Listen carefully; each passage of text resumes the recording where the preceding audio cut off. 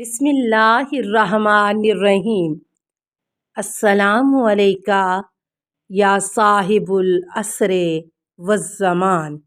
انہوں نے فرمایا ضمناً یہ بھی کہہ دوں کہ اسلام کے تمام گروہوں میں صرف شیعوں کا الگ گروہ ہے جو پیغمبر صلی اللہ علیہ وسلم اور ائمہ اطہار علیہم السلام کی عصمت کا معتقد ہے، اور اس کے ساتھ ساتھ یہ بھی ہمارا یہ عقیدہ ہے کہ جبرائیل علیہ السلام ہر طرح کی غلطی اور شبہ سے محفوظ ہیں۔ میں نے کہا یہ سب جو مشہور ہے وہ کیا ہے؟ انہوں نے کہا یہ سب تہمت اور غلط افواہیں ہیں جو مسلمانوں کے درمیان جدائی پیدا کرنے کے لیے گھڑ لی گئی ہیں۔ تم تو الحمدللہ ایک عاقل انسان ہو اور ان مسائل کو اچھی طرح سے سمجھتے ہو۔ اب تمہیں چاہیے کہ شیعوں اور ان کے علمی اداروں کو قریب سے دیکھو اور غور و فکر کرو کہ کیا اس طرح کی چیزیں ان کے درمیان پائی جاتی ہیں۔ میں جب تک نجف اشرف میں رہا، شیعوں کے سلسلے میں جتنی بھی نامناسب سن رکھی تھیں ان سب کے بارے میں تحقیق کرتا رہا۔ نماز ظہرین و مغربین کو ایک ساتھ پڑھنا، اشارہ۔ جیسا کہ آپ جانتے ہیں کہ اہل سنت حضرات نماز ظہر و عصر اور مغرب و عشاء کو ایک ہی وقت میں انجام دینا باطل سمجھتے ہیں اور کہتے ہیں کہ ہر نماز کو جداگانہ اس کے وقت میں پڑھنا چاہیے، اور جس طرح نماز ظہر و عصر کے درمیان فاصلہ رکھا جاتا ہے اسی طرح سے مغرب و عشاء کے درمیان بھی فاصلہ رکھنا چاہیے۔ ڈاکٹر تیجانی سماوی کہتے ہیں کہ جب میں سنی تھا تو اس بنیاد پر نماز ظہر و عصر اور مغرب و عشاء کو ایک وقت میں انجام دینا باطل سمجھتا تھا، لیکن جب میں نجف اشرف میں وارد ہوا اور اپنے دوست کی رہنمائی میں حضرت آیت اللہ صدر کی خدمت میں پہنچا تو ظہر کا وقت ہو گیا۔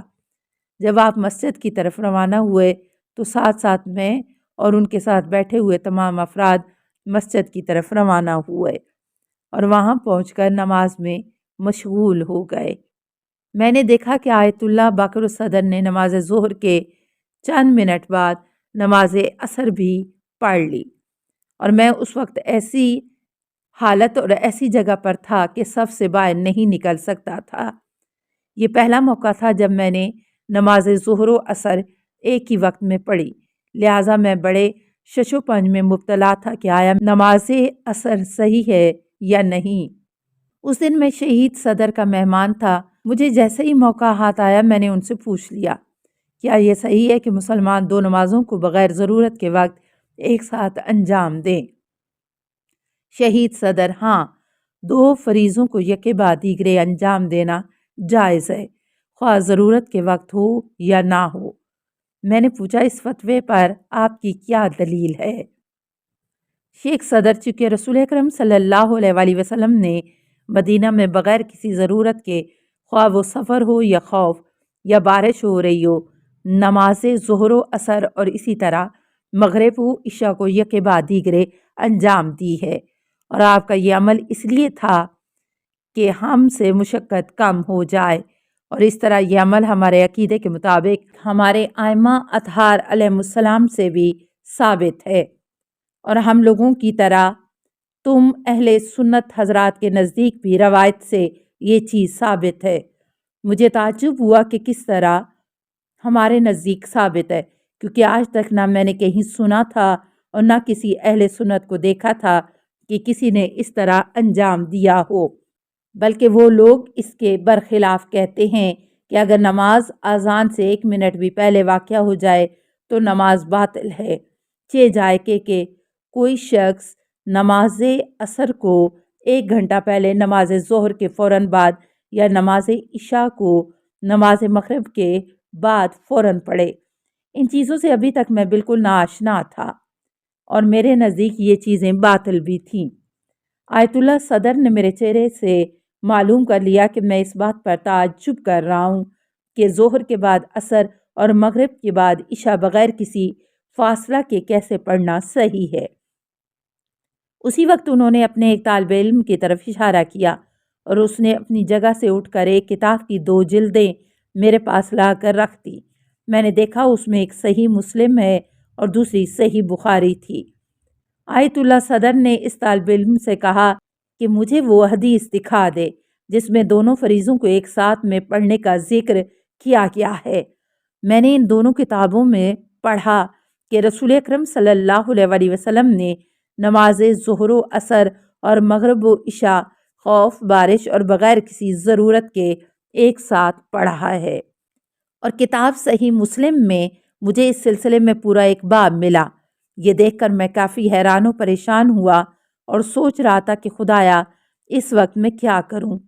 اسی وقت میرے دل میں ایک شک پیدا ہوا کہ شاید یہ دو کتابیں صحیح مسلم اور صحیح بخاری جو میں نے یہاں دیکھی ہیں تحریف شدہ ہوں یا نقلی ہوں، اور دل ہی دل میں کہنے لگا جب میں اپنے وطن تیونس واپس جاؤں گا تو ان دونوں کتابوں کا بغور مطالعہ کر کے اس موضوع پر تفصیلی طور پر تحقیق کروں گا۔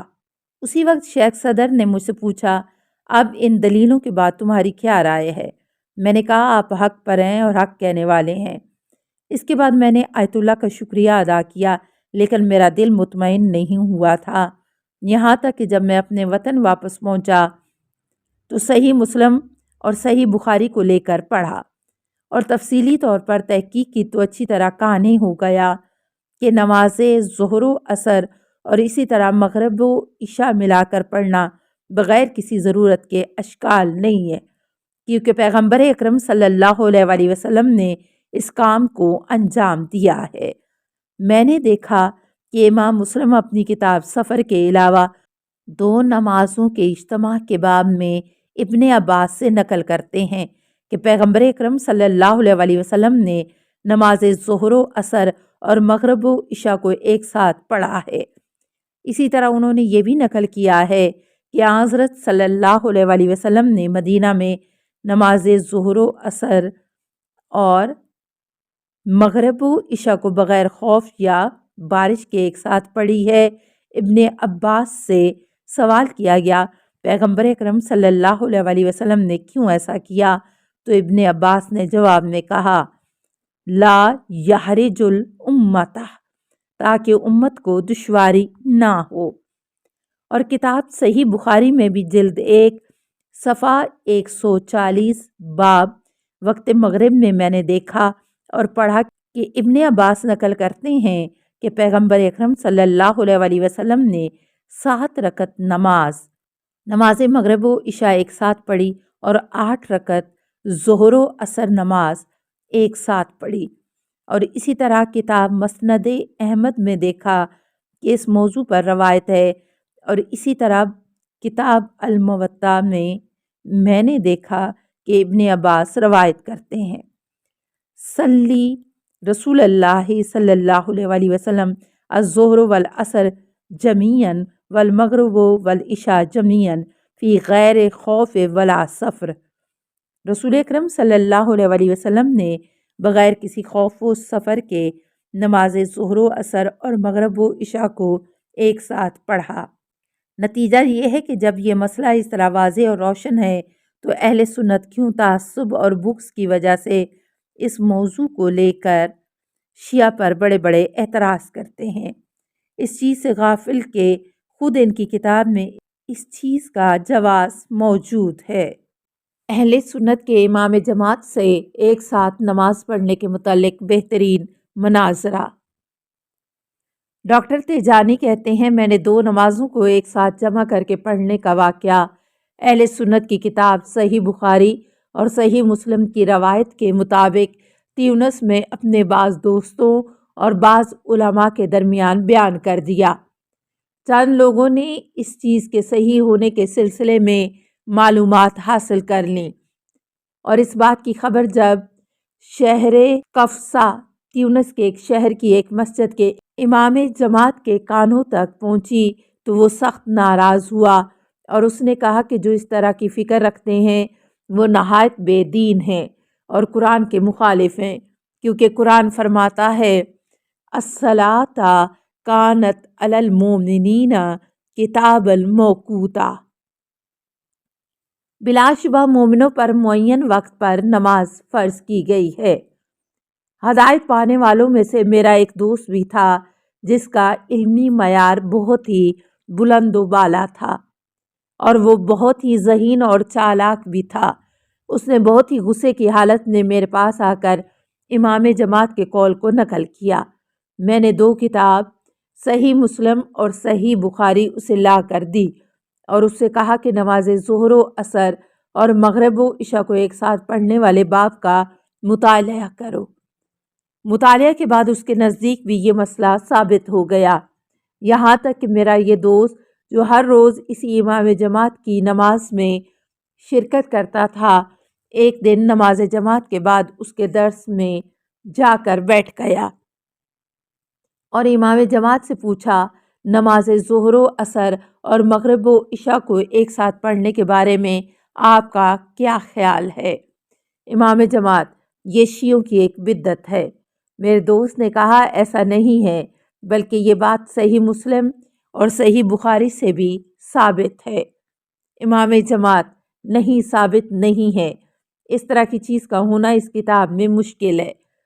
میرے دوست نے وہ دونوں کتابیں اس کے حوالے کر دیں۔ اس نے وہی باب پڑھا۔ جب اس کے درس میں شامل ہونے والے دوسرے نماز گزاروں نے اس سے 2 نمازوں کو ایک ساتھ پڑھنے کے متعلق پوچھا تو اس نے کتاب بند کر کے مجھے دیتے ہوئے انہیں جواب دیا، 2 نمازوں کو ایک ساتھ پڑھنے کا جواز پیغمبر اکرم صلی اللہ علیہ وسلم کی خصوصیت میں سے ہیں۔ جب تم رسول خدا صلی اللہ علیہ وسلم ہو جانا، اس وقت تمہارے لیے بھی یہ جائز ہو جائے گا۔ میرے دوست نے کہا کہ اس کی بات سے میری سمجھ میں آ گیا کہ یہ ایک متعصب جاہل ہے، اور اس دن میں نے قسم کھا لی کہ آج سے اس کے پیچھے نماز نہیں پڑھوں گا۔ السلام علیکہ یا صاحب العصر والزمان، الامان الامان الامان من فتن الزمان، السلام علیکہ یا خلیفۃ الرحمن، السلام علیکہ یا امام الانس والجان، السلام علیکہ یا مظہر الایمان، السلام علیکہ یا شریک القرآن، السلام علیکہ یا قاطع البرہان، السلام علیکہ یا امام زماننا، ھذا اجل اللہ فرجک وسہل اللہ مخرجک وظہورک، السلام علیکہ ورحمۃ اللہ۔ اللہم صلی علی محمد و آل محمد۔